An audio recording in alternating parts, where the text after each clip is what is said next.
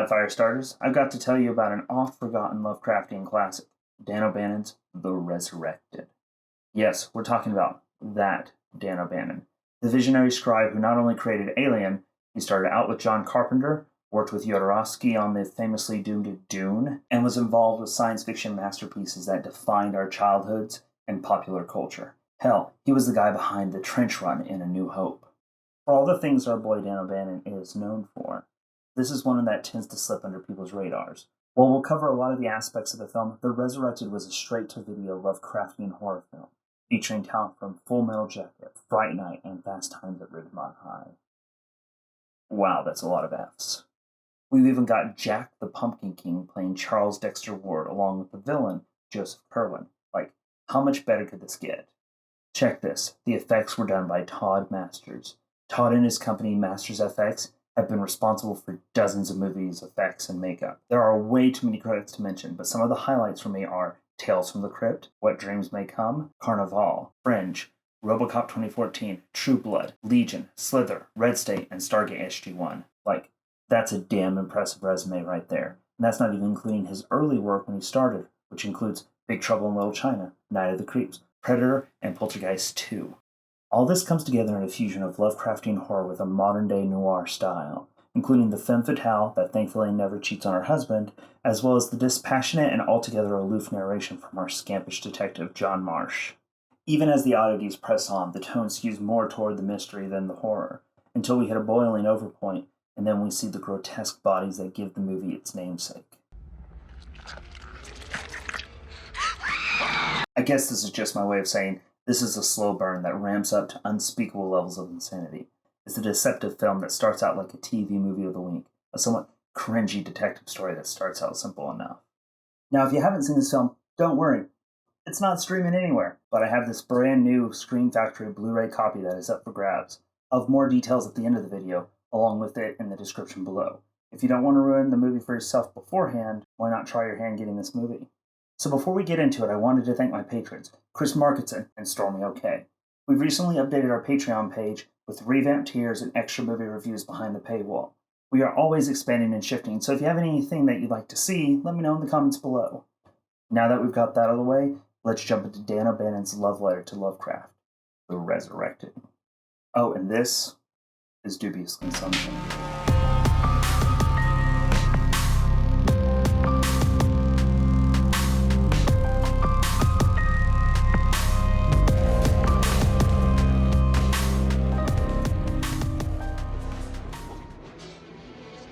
What's the matter with the light? Get in right now, sir. A married woman contacts a private investigator to figure out why her husband has been acting so strangely. He's a chemical engineer for a cosmetics company, obviously a wealthy man. He's been spending all his time in a spare cottage. There's a weird smell coming from the place. And then there's the mysterious Dr. Ash, a man who says nothing but seems to hold the key to all the weirdness going down. We do find that Charles has been collecting the skeletons of famous wizards from all around Europe. For what purpose, we don't know, but Charles and Dr. Ash hold up in a farmhouse, which smells like death from more than half a mile away. Just keep your window down. The smell will take you right up the driveway. If you only saw the first 30 minutes of the film, you'd come away feeling like it was an awkward Lifetime detective movie, which I'm not even sure exists. But it has all the hallmarks of a soap opera early on. You're gonna have to find some other place to do whatever it is you're doing out there.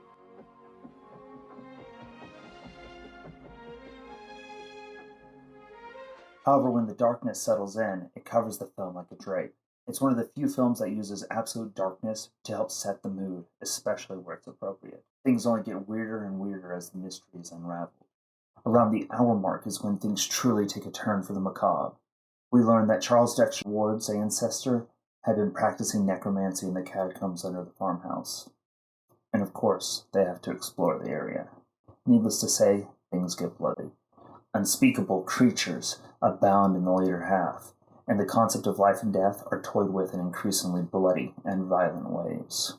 If you're familiar with the channel, you know that this is my bread and butter, baby. One of the things that caught my attention on my most recent viewing was that the film is a flashback and a flashback, sometimes 3 or 4 times deep. The bookends don't actually exist. Instead, this movie starts out with all the events already played out, with a quick, ominous scene of the aftermath, and our detective John Marsh talking into a tape recorder. There really isn't a denouement. Instead, it's March talking over a scene of him leaving the psychiatric ward, the lone cowboy disappearing into the night. The truth. Whatever that means. I'm of two minds about this one, because on one hand, it's a great storytelling device if this is only a Lovecraftian detective story, a book, a short story, whatever. But this is also a horror movie during a time where Lovecraft was not a household name. So, after the actual ending of the film, they do a great job tricking you into thinking that everything has been resolved. They even play with the music to make it seem like it's a happy ending. It's kind of insane when you think about it. In all truth, there's less than 3 minutes of being in the present. Now, this seems as good a time as any to say that this is an adaptation of a Lovecraft novel, The Case of Charles Dexter Ward. It's just on the cusp of being a novella, clocking in at around 51,500 words. For reference, The Great Gatsby is less than 48,000, and it's an inspiration for the wildly popular wordsprint NaNoWriMo, or National Novel Writing Month. I'm realizing that I may have gone off the deep end here, but if you haven't heard of NaNoWriMo, you are tasked with writing a whole novel during the month of November. You have to write 50,000 words in 30 days, or roughly 1,667 words a day. Anyway, all I'm trying to say here is that the novel is short. Lovecraft wasn't even a fan of it. He barely tried to get it published, and it was released after his death, and perhaps was the start to him becoming the household name he is now, so many decades after his death. The antiquated language that our newly resurrected Joseph Curwen in the guise of Charles Dexter Ward uses is just so choice. Lines like, Charles and I soon disagreed on the disposition of flesh. Reminds me of the exacting way that Pinhead would use his words, even in the trash sequels. Now there is a deficit of flesh. Maybe it's just that there's a lot of flesh talk here. Obviously, I have a soft spot for our resident Hell Priest. Speaking of Hellraiser, there are a lot of similarities between the two. A dead man that dabbled with supernatural forces is brought back to life by shedding blood.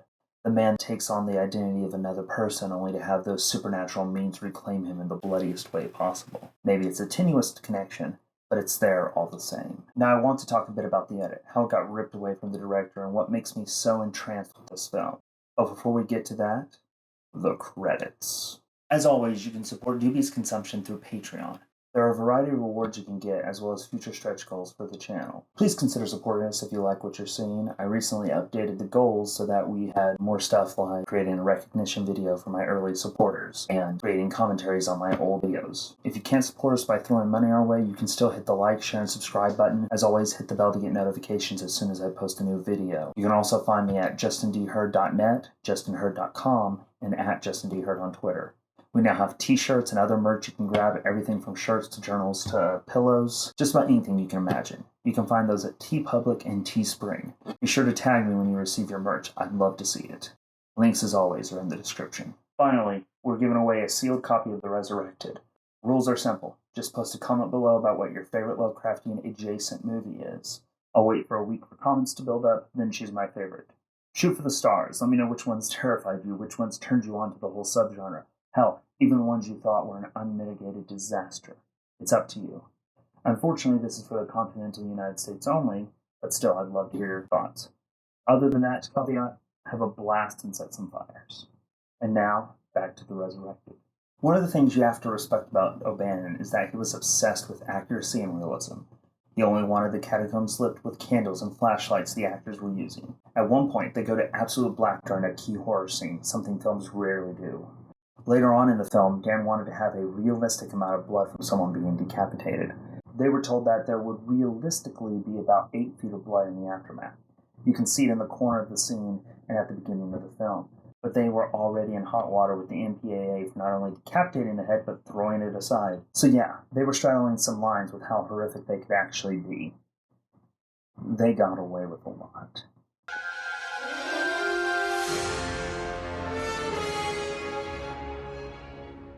Add to that, the final cut of the film was taken away from O'Bannon in an effort to streamline it. There are a couple of reasons for this. The first is that O'Bannon was having serious health problems that were affecting his ability to work on the project. Second, at the time, most movies did not break the 2-hour time limit. Hell, the most successful films commercially were around 90 minutes. Third, they had different priorities. As a result, we lost almost 30 minutes of footage along with a lot of the comedy O'Bannon had added to the project. Dan O'Bannon's original cut was around 137 minutes long, or 2 hours and 17 minutes, whereas the final cut is only 108 minutes, or an hour and 48 minutes. That's a lot of time for character development in the aforementioned comedy. If you're wondering what his humor might have looked like, look no further than his directorial debut, The Return of the Living Dead, which he also wrote and directed.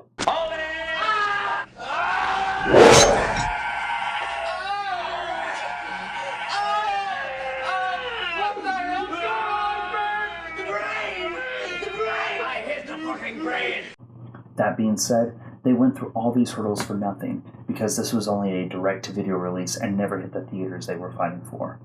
Talk about a gut punch. While this happened to be his last directorial credit, Dan O'Bannon had a more than successful screenwriting career. He was behind Life Force, Invaders from Mars, Screamers, Bleeders, and perhaps most importantly, Total Recall.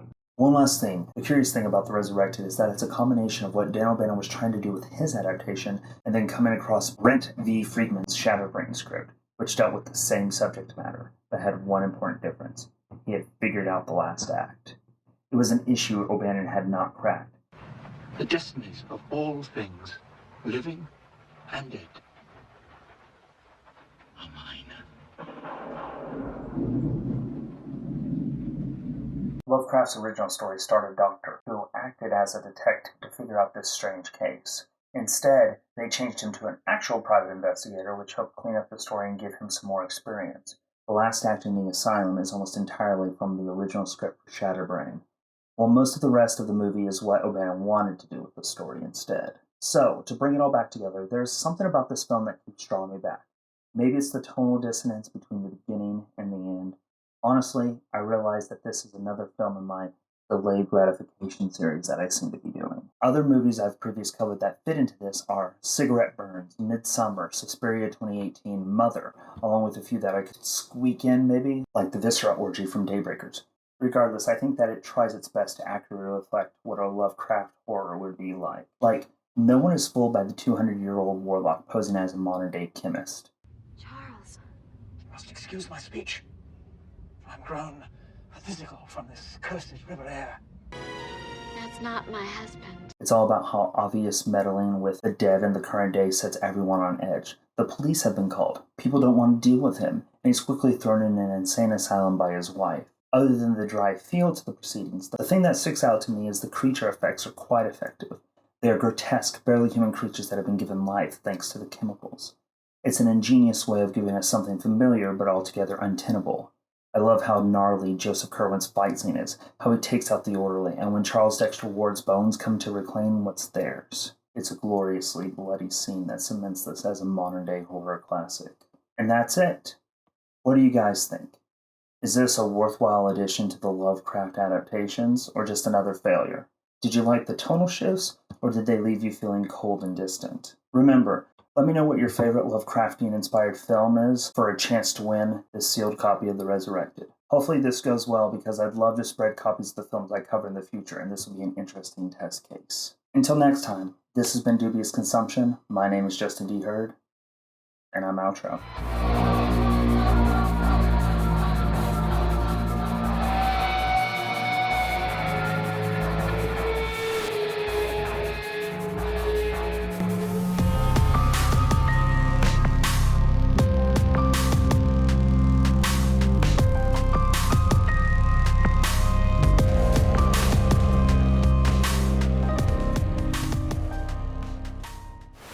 Oh yeah, and this, and this, and this, and this, and this, and this is Dubious Consumption.